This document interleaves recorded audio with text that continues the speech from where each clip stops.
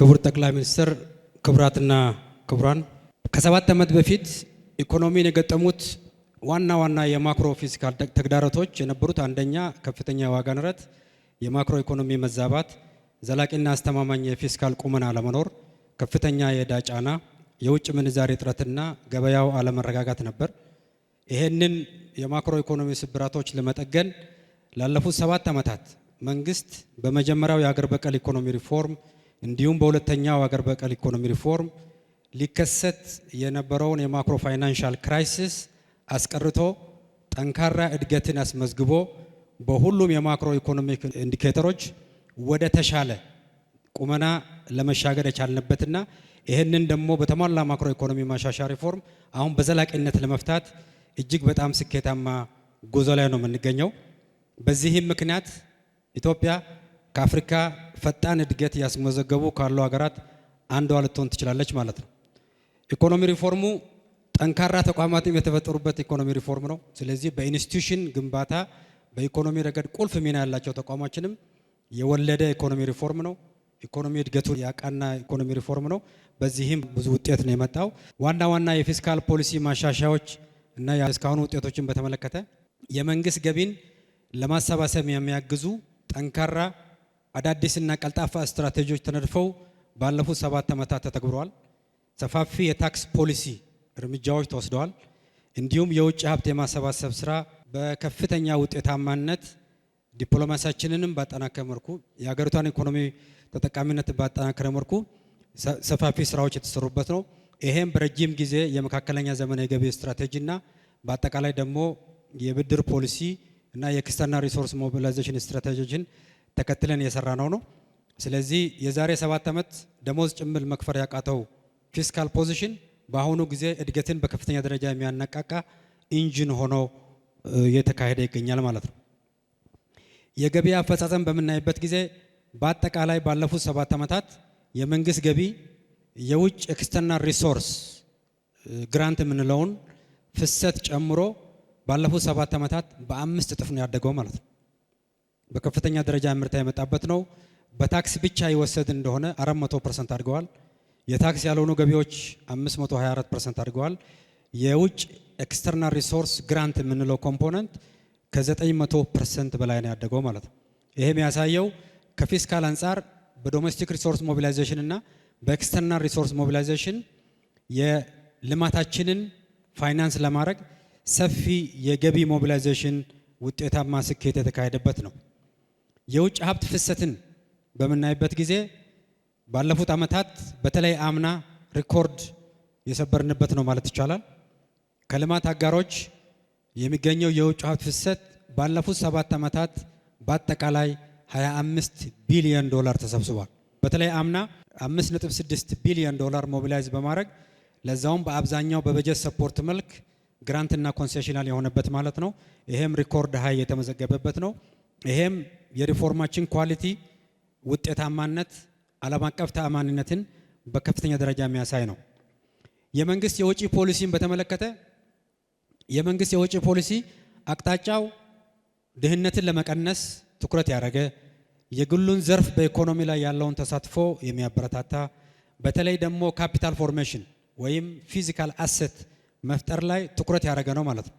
በኢንስቲትዩሽን ቢልዲንግ፣ በሂውማን ስኪል፣ በፊዚካል ካፒታል በመፍጠር ረገድ ላይ ከፍተኛ ስራ ነው የተሰራው። በተለይ ሰብአዊ ልማት ላይ፣ ሂውማን ካፒታል ላይ፣ በጤና፣ በትምህርት፣ በማህበራዊ ጥበቃ ሶሻል ፕሮቴክሽን ላይ እንዲሁም የዋጋ ግሽበትን በሚቀንሱ ህብረተሰብን ተጠቃሚነት በሚያሳድጉ ኤክስፔንዲቸሮች በከፍተኛ ደረጃ ነው ያደጉት ማለት ነው ባለፉት ዓመታት ማለት ነው። ለዚህም ሲባል የማዳበሪያ ድጎማ በስፋት አድርገናል። ልማታዊ ሴፍቲኔት ሽፋን በከፍተኛ ደረጃ ያሳድገናል። የዋጋ ንረት እንዳይባባስ እና ደሃው ላይ ትኩረት በማድረግ የነዳጅ ድጎማም አድርገናል ማለት ነው። የመንግስት ሰራተኞች ደሞዝ ማስተካከያ በታሪካችን ትልቁን የደሞዝ ጭማሪ ኮንስኮቲቭሊ በአንድ ዓመት ጊዜ ውስጥ የጨመርንበት ሁኔታ ነው የሚያሳየው። እንዲሁም ኢሴንሻል ፉድ ኮሞዲቲስም የደጎምንበት ነው ማለት ነው። በጀታችን በምናይበት ጊዜ ወጪዎቻችን ማለት ነው ባለፉት ዓመታት በከፍተኛ ደረጃ ነው ያደገው። ስብጥሩንም በምናይበት ጊዜ ቅድም እንደገለጽኩት ድህነት ተኮር ወጪዎቻችን ባለፉት 7 ዓመታት ከ332% በላይ ጨምሯል። የካፒታል ኤክስፔንዲቸራችን 421% ጨምሯል። መደበኛ ወጪያችንም 408% ነው የጨመረው። መደበኛ ወጪም ቢሆን በአብዛኛው የደሞዝ ጭማሪ እና የድጎማ በጀት እንዲሁም ከዚህ በፊት ስንበደር የነበሩትን ብድሮች የከፈልንባቸው ወጪዎች ማለት ነው። መደበኛ ኤክስፔንዲቸር ሲባል መደበኛ ሊመስል ይችላል። መደበኛ አይደለም። በዋነኛነት ድህነትን ለመቀነስ ደሞዝ ለመጨመር የዕዳ ክፍያ ጭምር ያደረግንበት ነው ማለት ነው። አጠቃላይ ጠቅላላ ወጪያችን በከፍተኛ ደረጃ ያደገ ነው የሚያሳየው ማለት ነው። ሌላኛው የፊስካል ጤናማነት አንዱ ማረጋገጫ የበጀት ጉድለት ነው። የበጀት ጉድለታችንም 2010 ከነበረበት 2.5% አምና 0.7% ብቻ ነው የነበረው ማለት ነው። ይሄም የበጀት ጉድለቱን በከፍተኛ ደረጃ በመቀነስ ዘላቂነት የሌላቸው እና የፋይናንስ ዘርፉን እድገት የሚያቀጭጩ የበጀት ጉድለት መሸፈኛ ዘዴዎችን ሙሉ ሙሉ እንዲቀሩ ተደርጓል ማለት ነው። እንዲሁም የኢትዮጵያ የበጀት ጉድለት ከአጠቃላይ ሀገራዊ ምርት ድርሻ ያለው ዝቅተኛ መጠን ካላቸው አፍሪካ ሀገሮች አንዱ ነው ማለት ነው። ሌላ የመንግስት ፋይናንስ አስተዳደርን በተመለከተ በተደረገው የመንግስት ፋይናንስ አስተዳደር ማሻሻያ የተበጀተው በጀትና በአፈጻጸሙ መካከል ከፍተኛ መሻሻል ነው ያለው። የበጀት አፈጻጸም ሲባል በጠቅላላ የአገረ መንግስቱ በጀት ማለት ነው። የፌደራል መንግስትና የክልል መንግስታትን ማለት ነው። ከዚህ በፊት 85% ነበር አፈጻጸሙ፣ በአሁኑ ጊዜ 90% ደርሰዋል ማለት ነው። ስለዚህ ይሄ የማክሮ ኢኮኖሚክ ፊስካል ፍሬምወርካችን፣ የፕላኒንግ ፍሬምወርካችን፣ የበጀት ትንበያና ኤክስኪዩሽን ካፓሲቲ በከፍተኛ ደረጃ ማደጉና በተለይ ደግሞ የፋይናንስ ስርዓታችንን ዲጂታላይዝ ማድረግ መቻላችን በአይሲቲ ሴክተር ድጋፍ መደገፉ ለዚህ ትልቅ አስተዋጽኦ አበርክቷል ማለት ነው። ሌላኛው የመንግስት ፋይናንስ አስተዳደር ቁጥጥርን ለማሻሻልና ዘመናዊ ለማድረግ ዘርፈ ብዙ ተግባራት ተከናውነዋል። በተለይ የመንግስት በጀት በአግባቡ ግልጽ በሆነ መንገድ ጥቅም ላይ ለማዋል፣ ወጪ ቆጣቢነትና የአሰራር ቅልጥፍናን ለማረጋገጥ የመንግስት የኤሌክትሮኒክ ግዢ ስርዓት ተግባራዊ ሆኗል። የኤሌክትሮኒክስ የክፍያ ስርዓት ተዘርግቷል። የኢፍሚስ ስርዓት ተግባራዊ ተደርገዋል ማለት ነው። በተለይ የዲጂታላይዜሽን በመንግስታችን ከፍተኛ ትኩረት ከተሰጣቸው ስራዎች ነው። በፐብሊክ ፋይናንስ ዘርፉም ይሄን ተግባራዊ በማድረግ የመንግስት ፋይናንስ አስተዳደርን ለማዘመን ስራ ተሰርቷል ማለት ነው። ሌላ የተረጋገጠላቸው የሂሳብ ሙያተኞች ከዚህ በፊት ስልጠና በውጭ ሀገር ነው፣ አክሬዲቴሽን በውጭ ሀገር ነው። በአሁኑ ጊዜ ይህንን በአገር ውስጥ የሚሰራ የኢትዮጵያ የተመሰከረላቸው የሂሳብ ባለሙያዎች ኢንስቲትዩት ለመጀመሪያ ጊዜ በታሪካችን ማቋቋም ችለናል ማለት ነው። በሂሳብ አያያዝ ረገድ ትራንስፓረንሲ፣ በኦዲት ሽፋን ረገድም ከፍተኛ ደረጃ እድገት ያለው መሆኑ ያሳያል።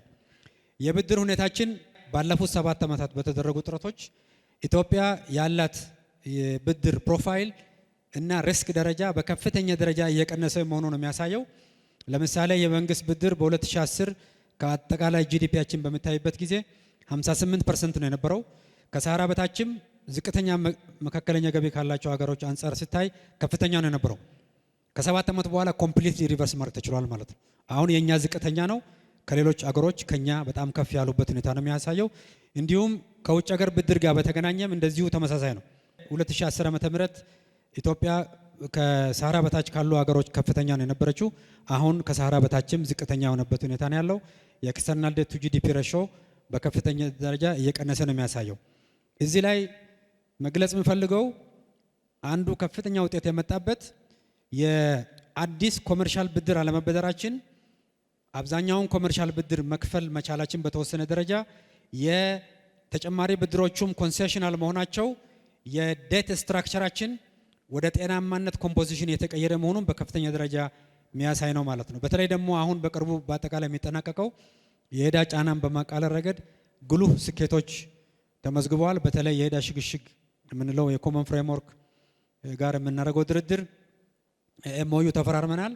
ከባይላተራል ሀገራት ከዩሮ ቦንድ ሆልደሮች ጋር ድርድሮችን አጠናክረን የቀጠልን ያለ ነው። ይሄም በሚያልቅበት ጊዜ በቀጣይ 2 ዓመት የኤክስተርናል ዴት ሪስክ ደረጃችን ወደ መካከለኛ ይወርዳል ማለት ነው። ይሄ ወደ መካከለኛ በሚወርድበት ጊዜ የፊስካል ስፔሳችን በከፍተኛ ደረጃ ያድጋል። ይሄ ደግሞ ያሰብናቸውን ሜጋ ፐብሊክ ኢንቨስትመንቶች ስኬታማ በሆነ መልኩ ዘላቂ ፋይናንስ ማዕከል በማድረግ ረገድ በጣም በከፍተኛ ደረጃ የሚያሳድግ ይሆናል ማለት ነው። ሌላ የሀገር ውስጥ ብድርንም ሪስትራክቸር አድርገናል። አንዱ በጣም ግልጽ መታወቅ ያለበት የመንግስት የልማት ድርጅቶች ከንግድ ባንክ ከአገራዊ ለውጡ በፊት በጣም ብዙ ብድር ተበድረው ነበር፣ ብዙ አገራዊ ፕሮጀክቶችን ለመተግበር። የመንግስት የልማት ድርጅቶች መክፈል ማይችሉትን ወደ 1 ትሪሊየን ብር የሚጠጋ ወደ ፌደራል መንግስት ትሬጀሪ በጀት እንዲዞር ተደርጓል ማለት ነው። አንደኛ የመንግስት የልማት ድርጅቶች የሀብት ጤናማነታቸው እንዲሻሻል ተደርጓል። ሁለተኛ ንግድ ባንክ ላይ ያመጡት የነበረው የኪሳራ አደጋ እንዲቀር ተደርጓል። ይሄም አጠቃላይ የፐብሊክ ኢንተርፕራይዝ ሪፎርማችንን በማፋጠር ረገድ እንዲሁም የፋይናንሻል ሴክተር ስቴቢሊቲን በማረጋገጥ ረገድ እጅግ በጣም ከፍተኛ ውጤት የመጣባቸው ነው ማለት ይቻላል። በፊስካል ፖሊሲና በመንግስት ፋይናንስ ረገድ የተወሰዱ እርምጃዎች ሰምራይዝ ለማድረግ የመንግስት በጀት ጉድለት በከፍተኛ ደረጃ ቀንሰናል። የመንግስት ገቢን በከፍተኛ ደረጃ እያሻሻል እንገኛለን። የመንግስት የወጪ ኮምፖዚሽን እና አቅጣጫ ኳሊቲ ኦፍ ስፔንዲንግ ፖቨርቲን የሚቀንስ የህብረተሰብ ተጠቃሚነት የሚያሳድግ እድገትን ካታላይዝ አድርጎ የፕራይቬት ሴክተሩን በሚያሳድግ ደረጃ እየተሰራበት ነው ያለው። ይሄም የኳሊቲ ኦፍ ስፔንዲንጋችን በከፍተኛ ደረጃ መሻሻሉን ያሳያል። ሌላው የበጀት ተአማኒነት በከፍተኛ ደረጃ እያደገ ነው የሚገኘው። በተለይ ደግሞ አምና ያሳካ ነው ምንም አይነት ከብሔራዊ ባንክ ቀጥታ ብድር አለመውሰዳችን፣ ዘንድሮም አለመውሰዳችን የፊስካል ዴፊሲቱም ጠቧል።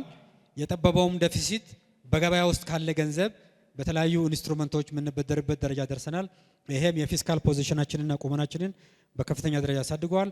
ዲጂታላይዜሽን፣ ኢፔመንት፣ ኢፕሮኩርመንት፣ ሲንግል ትሬጀሪ አካውንት፣ ኢፍሚስ ተግባራዊ በማድረግ አጠቃላይ የበጀት ትራንስፓረንሲ፣ አካውንታቢሊቲ እና ሞደርናይዜሽን በከፍተኛ ደረጃ ማድረስ ችለናል ማለት ነው። የወደፊት የትኩረት አቅጣጫዎችን በተመለከተ የፊስካል ፖሊሲ ከሌሎች ፖሊሲዎች ጋር አንድ ላይ በመሆን ፈጣን እድገትን በዘላቂነት ማረጋገጥ እንዲሁም የበጀት ኤክስፔንዲቸራችን ፕሮ ዴቨሎፕመንት እንዲሆን የማድረጉን ጉዳይ አጠናክረን የምንቀጥል ነው የሚሆነው። የዶሜስቲክ ሬቨኒው ሞቢላይዜሽን፣ ኤክስተርናል ሬቨኒው ሞቢላይዜሽንን በከፍተኛ ደረጃ የማሳደጉን ስራ እንሰራበታለን። የወጪ ኳሊቲያችን ኤፊሽንሲ ቫልዩ ፎር መኒ ኢንሹር ለማድረግ የምንሰራው ስራ በከፍተኛ ደረጃ የምናሳድግ ይሆናል። የመንግስት ኢንቨስትመንትን እንደ ኢኮኖሚ ማነቃቀያ ካታሊስት የምንጠቀም ይሆናል። የዕዳ ጫናችን ሰስቴናብል ይሆናል። ፐብሊክ ፕራይቬት ፓርትነርሺፕን አጠናክረን የምንቀጥል ይሆናል። የሀገራችን ሾኮች በሚያጋጥሙበት ጊዜ በራሳችን አቅም ሪስፖንድ የማድረግ አቅማችንን እንገነባለን ማለት ነው። የተለያዩ ፈንዶችን በማቋቋም በፈራችንን በማስፋት ገቢዎቻችንን በማሳደግ ምንም አይነት ዶሜስቲክ ኦር ኢንተርናሽናል ጫና በሚመጣበት ጊዜ ያንን ሪስክ ሊቋቋም የሚችል ፊስካል ፖዚሽን እና ቁመናችን በከፍተኛ ደረጃ ይጠናከራል። በመሰረተ ልማት፣ በሰው ሀብት ልማት እና በተወዳዳሪነት አማካኝነት የስራ እድል መፍጠርን እና ምርታማነትን ማሳደግ ላይ ፊስካል ሴክተሩ የራሱን ሚና የሚጫወት ይሆናል። የመንግስት ፋይናንስ አስተዳደርና ዲጂታላይዜሽን አጠናክረን እንቀጥላለን። የማክሮ ኢኮኖሚያችንን ዲፐን ለማድረግ ከሌሎች ዘርፎች ጋር በመቀናጀት ፊስካል የራሱን ቁመና በመወጣት ብሔራዊ አቅማችንን ብቻ ሳይሆን ማሳደግ ለወደፊት ለሌሎችም እድገት በከፍተኛ ደረጃ አስተዋጽኦ የሚያበረክት ኢኮኖሚ ይሆናል። አመሰግናለሁ።